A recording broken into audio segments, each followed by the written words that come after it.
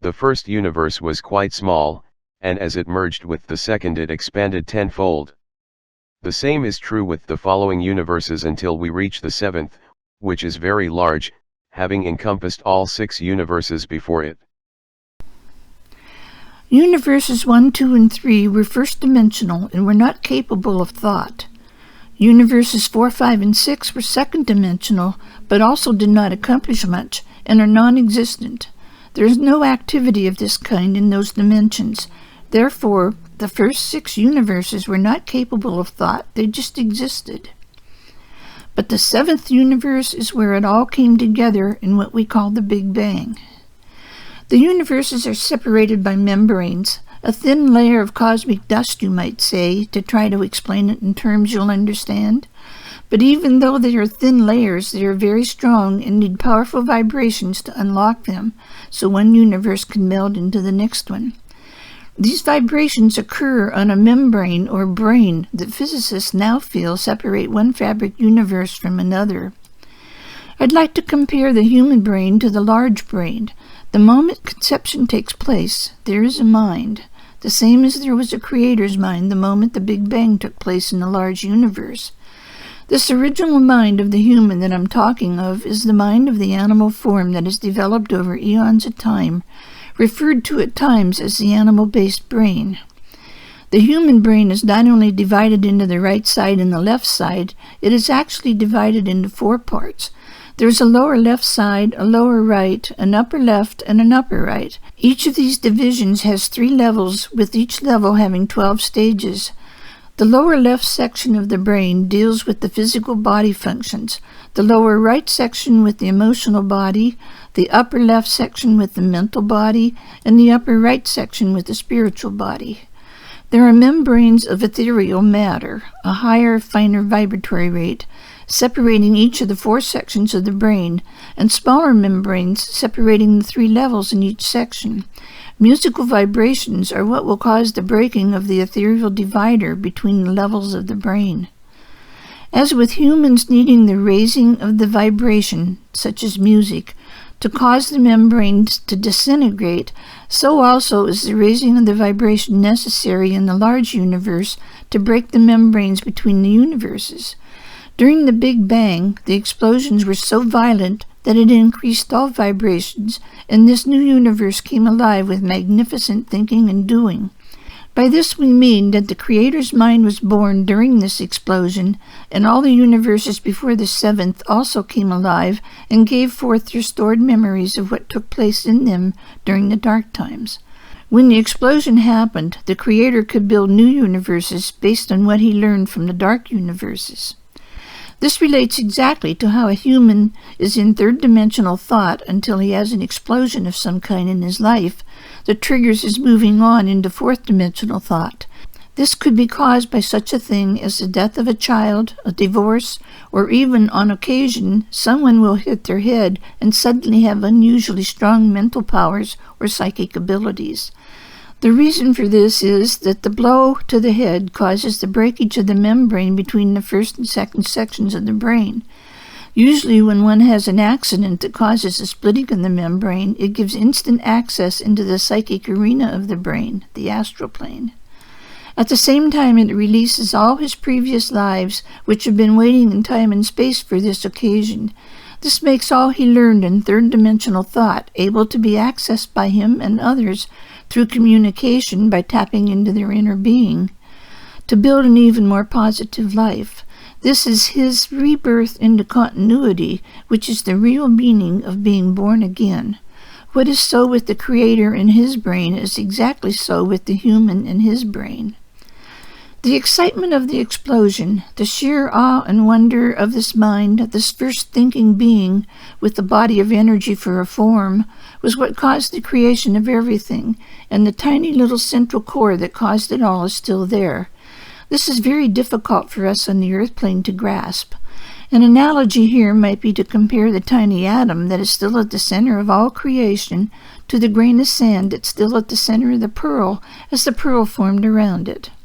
Much of the original mind stayed contained within the black hole beneath the line of demarcation, and controlled or patterned the particles that were drifting away into the vast cosmos with the pattern for the perfect mind. The esoteric meaning of a black hole is simply the inner esoteric part of anything, the part that you can't see, the thought form. When we go to the inner planes at the end of a lifetime, esoterically speaking, we have gone into a black hole, a mini black hole. Planets do the same thing. The Creator did the same thing. He is in his inner planes, has never left his inner planes is perhaps a better way of saying it. The area in the vacuum where the explosion took place is the nuclear Isle of Light. When the vacuum was shattered into endlessness, part of the central nucleus of energy, the main creator, or God if you will, was torn away and settled into a pattern of revolution around the stationary core. Universal drift then took control, and creation worked its way ever outward from the tiny droplet. It is all forever expanding outward away from the original creator God. The first mind was developed in the original cocoon of vacuum by the beginning vibrations and was given birth during the explosion. This mind expanded and set the pattern for all to come afterwards.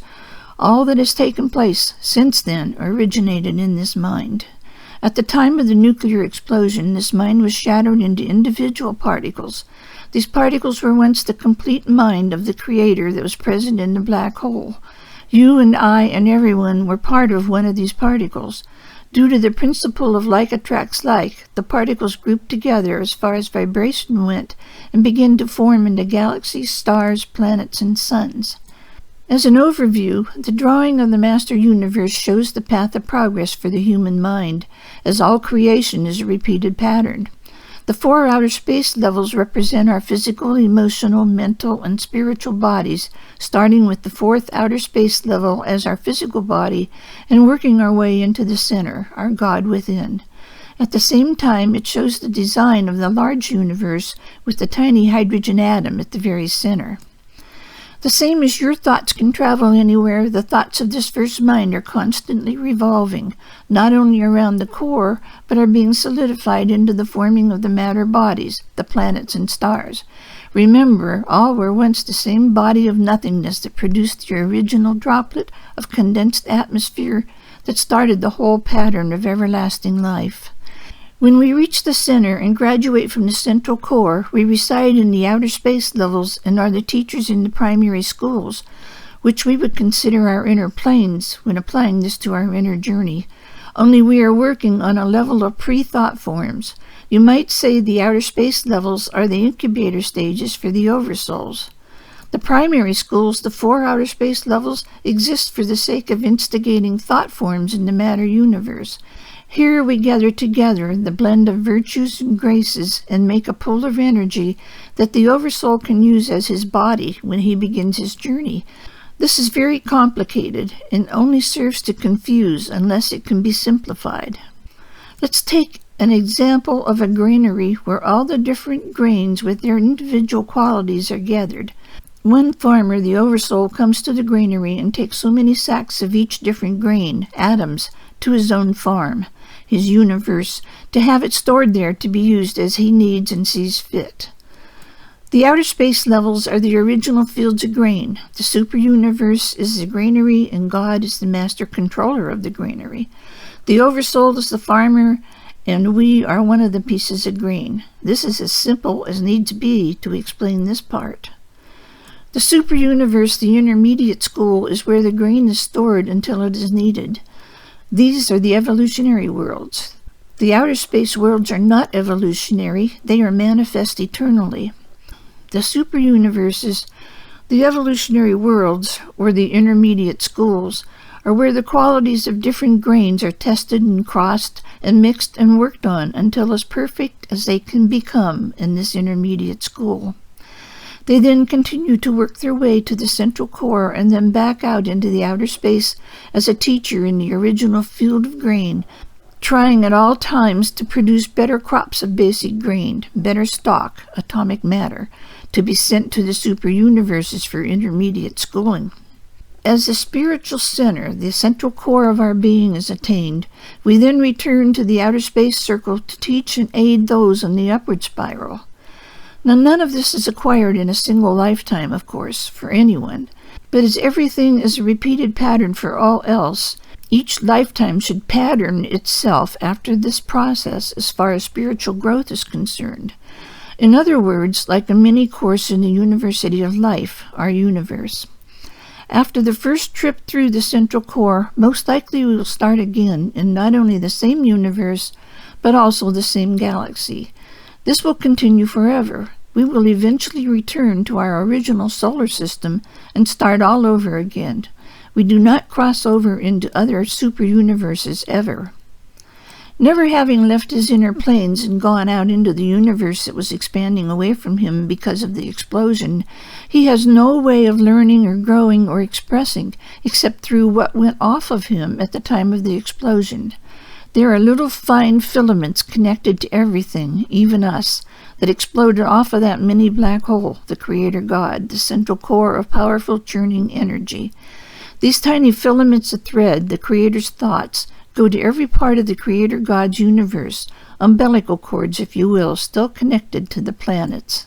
The mind of the Creator is made up of scientific reactions to esoteric events, instinctual behavior reactions that can't be changed due to the laws of scientific reactions. The Creator's development was of scientific reactions. His birth is another story. The same is true of humans. Our development in the womb is a scientific chain of events that can only be altered by the most drastic of events, among which is chemical poisoning. When the Creator was developing, there was no such thing as chemicals to poison any part of his development. Therefore, he is the purest development of anything that could ever be possible. When our Creator God was born, his mind came into being as a thinking entity. This mind was unpoisoned and uncluttered because there was nothing to poison or clutter it. Everything was absolutely pure and clean. The human mind, on the other hand, is subject to poison and clutter from the first moments of birth on. This is due to evolution. Creation will always be pure, evolution will always be impure. Even though evolution is a scientific reaction to circumstances also, it is subject to influence. Pure creation is not subject to influence by others. Remember this at all times. Can you imagine being the first one on a world where no one had ever been before? This is the ultimate pioneer, the ultimate exploration experience. This mind did not know anything other than feeling good and being happy and joyous. This mind influenced everything that came after this with these feelings of freedom, curiosity, joy, peace, happiness, and so on. These feelings are embedded in all the planets, stars, and even the nebulae that are still forming. This mind followed absolute perfection as far as reaction to scientific circumstances. It is still so. This mind of the Creator is capable of feelings, but only of clear, clean, uncluttered, non-poisonous feelings. These are the feelings that high vibrations will bring. The higher and finer the vibration of our bodies, the cleaner and clearer are our feelings. It is as simple as that. When the vibration is low, the disharmony results in grating, grinding vibrations that cause pain to the mind. The first mind had no way of experiencing these low vibrations. They simply weren't there. The original vibration was high and fine, and this caused the first mind to feel joy at being, curiosity about who he was and where he was, and what exactly he was supposed to do now. The one atom that was left pure and whole and fused is smaller but more powerful than anything that expanded off of it, even though what expanded off from it is enormous in size by comparison. There is no comparison to anything on any planet that can give you an idea of the power and glory of this minuscule starting point of everything. Its size comes about because of the concept of compressed time and the expansion of the universe, of all who leave the central core and move out away from it, growing and expanding in the freedom of vast endlessness. There is truly one central divine nuclear energy God with a mind so powerful that none can ever hope to understand it, much less have direct contact with it. From the beginning, when the energy started attracting other swirls of energy in outer space, it was masterminded by the first mind, the divine mind. The plan was laid out for eons to come. The energy of this mind has always been, it is and was sustained by clouds of subatomic particles whirling in from the far reaches of time and space, or eternity, as we call it. These clouds of particles split apart as they neared the central ball of energy, and the intelligent pieces of matter gravitated to the core. These pieces of matter had programmed into them information as to how the universe would proceed to be formed. It is like instinct in animals. They all knew their part in the eternal plan of a perfect universe for the perfect energy of the Creator to abide in. As to who programmed the particles, it certainly was a mastermind, the Creator himself, an all-powerful, wise, and forceful core of energy.